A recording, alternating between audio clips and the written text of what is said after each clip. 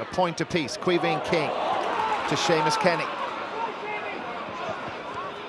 Par Ranahan trying to get out towards him. Patter Byrne. Oh, very tight. Keane Ward for Meath, and look at the free man, it's Patter Byrne. Goal chance for Meath, and a brilliant save from Sean Kiley. He read the danger and got out right on Patter Byrne's toe. Well, what a pass. Fantastic vision. Beautiful pass inside by Keane Ward. Byrne really needs to hit that early, but he doesn't. And Sean Kiley, as I said, a good keeper. No messing, no fussing. Does what he's expected to do. Great save, Dara. Brian Mead just breaking that down for Cormac McGuinness, and Meath on the attack again. Keane Ward out in front of his man. And Ward dispossessed, not quite. Oh, brilliant goal.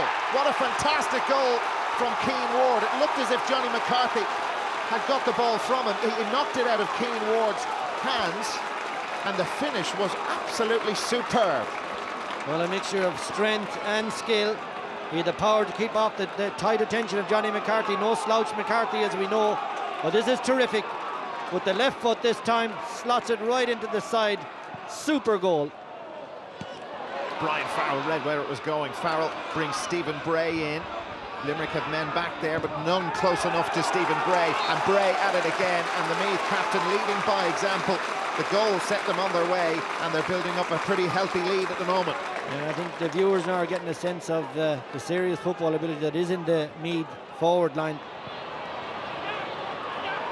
Cormac Joyce power.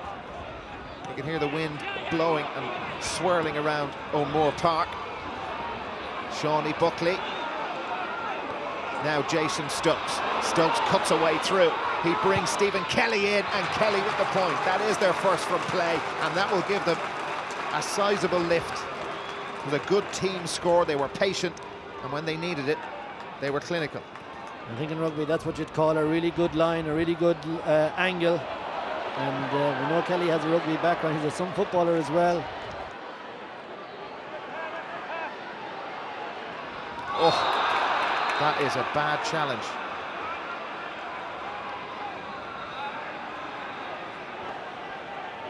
Stephen Bray is the first player to be cautioned.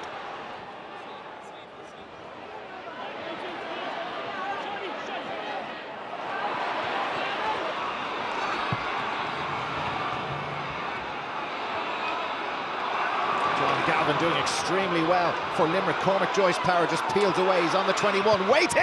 Oh!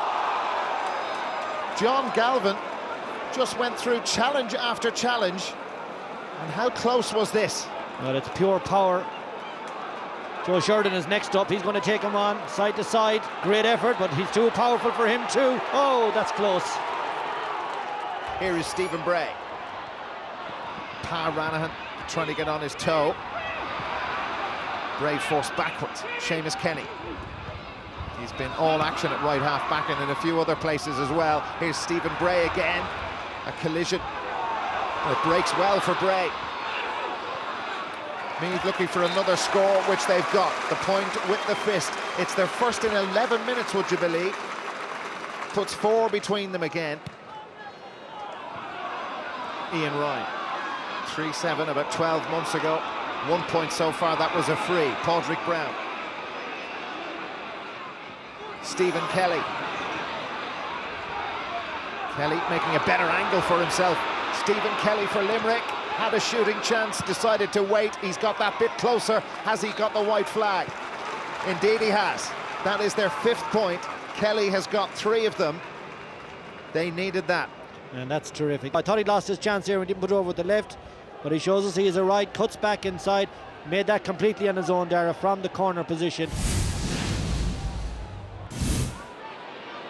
That's a huge kick, nearer the Limerick 45-metre line than the 65. Here comes Chris O'Connor, the right corner back, and O'Connor picks up where he left off in round 1 of the qualifiers against Waterford.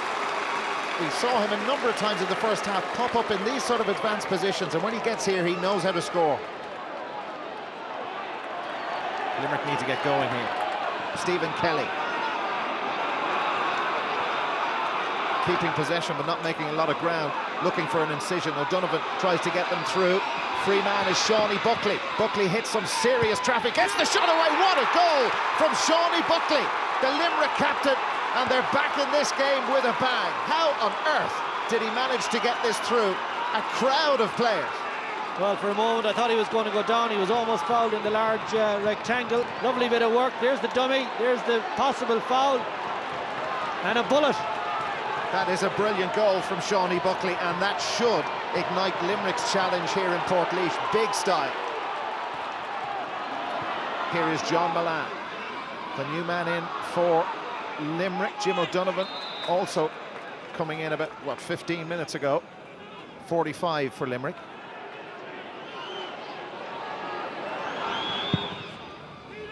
Will it go over? Lots of hands in there. I think it's a goal. And it's Jim O'Donovan who was closest to it, but there was no shout in there. Yeah, it was Paddy O'Rourke, you would have expected to claim that, and Limerick got 4 goals last year. They've 2 now. Make some sense of this. Yeah, it's Brian Mead is in there as well, but there was a bit of business from the Limerick tier. I can't see who it is. In fact, it's their number 8. Jim O'Donovan. Yeah, their number 8, Jim O'Donovan, that came on. He's given it anyway. Cormac McGuinness. Queeveen King up with him. Keane Ward, McGuinness goes again. Now King, the angle difficult, but Keane allowed to go through there, and King with the fisted point. That's come at the right time for Meath. He had a good game tonight as well, Derek. Queeveen King, very busy, always using the ball well.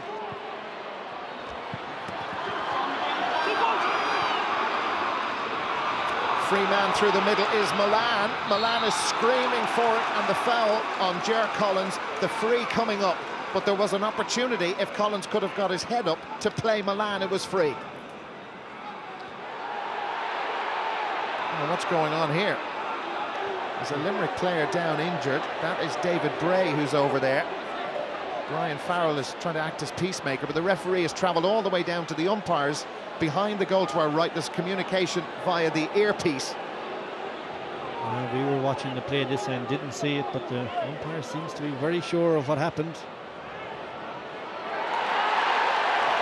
A red card for the Meath captain, Stephen Bray. He was already booked, remember, in the first half, so Meath down to 14.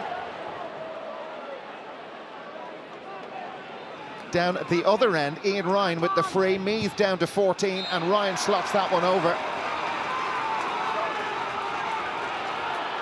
This is Johnny McCarthy on the Meath 45-metre line. Kelly again. Meath have 12 behind the ball because they're a man down. Here comes Stephen Lucy.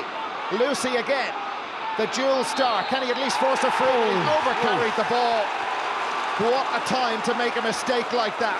And is that the end of the road for Limerick? Anthony Moyles really pumped up.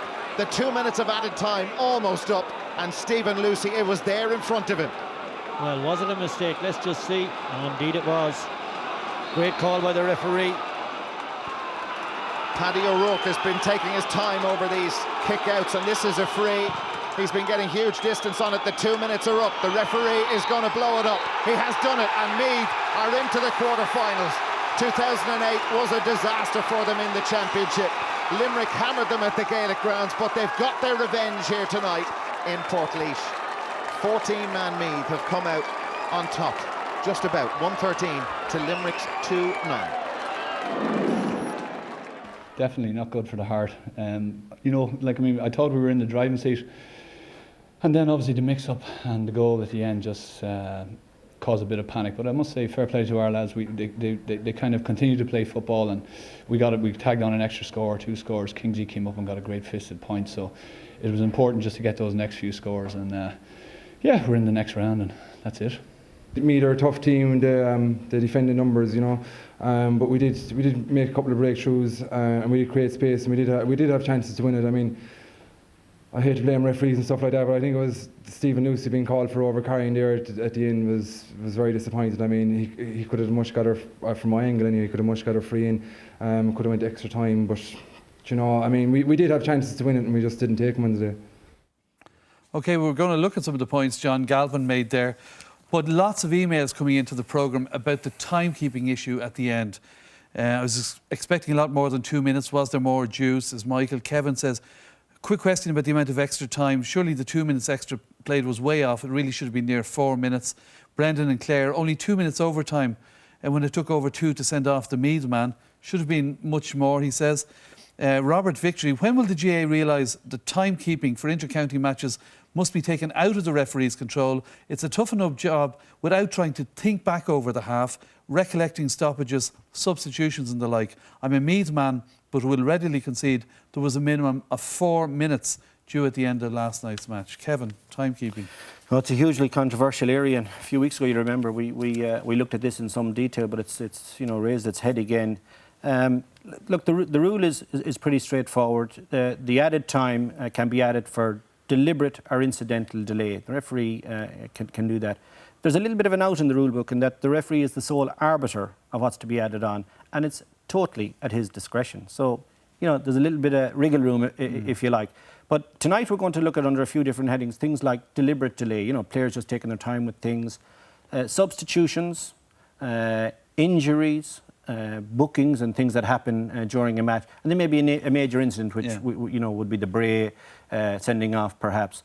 Now, it's important, Des, to remember that sendings off, bookings, injuries and delays, like the referee can decide, yes, I'm going to add on or I'm not. That's very important to establish a rule. Some refs decide to add on and some decide absolutely. not to. In soccer, for instance, the substitutions, I think it's 30 seconds per substitution. Yeah. If you think he's been deliberate about the delay, certainly it's within your remit to do it. So we're going to have a look at a few of these incidents now, just to establish what was going on in the match last night. It's the second half. That's the first thing I want to establish. We're talking only about the second half. And there's the clock at 35:00. And the second half is on. Now, Paddy O'Rourke was certainly taking his time with kickouts all night, as other players were. We had 6 substitutions in the second half, so just bear that in mind. Yeah. That's a lot of changes. There were also 4 bookings in the second half. We just highlighted one for no particular reason, but there were 4 of these type of bookings, each of them taking about 45 seconds to half a minute to 45. And then there's the major incident. Now, just look at the clock when Ian Ryan goes down. It's 63:55, right, and the ref's attention is pulled to other matters. He deals with them extremely well. A yellow to Kiley, straight red to Stephen Bray, and a yellow to Mark O'Riordan. Yeah. Now look at the clock when we go back to watch Ian Ryan take it. A full 2.5 minutes has elapsed. Okay? Yeah. So, factoring in all the matters I've spoken about, you could argue